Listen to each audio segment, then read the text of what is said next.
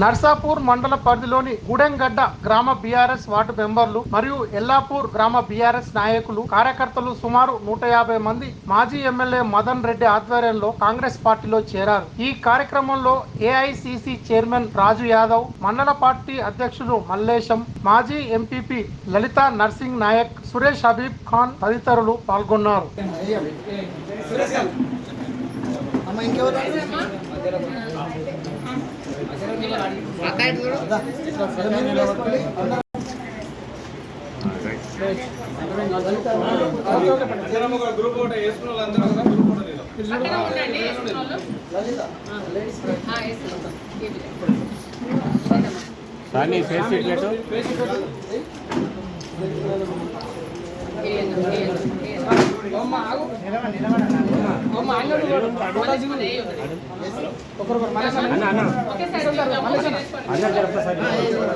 photo అందరూ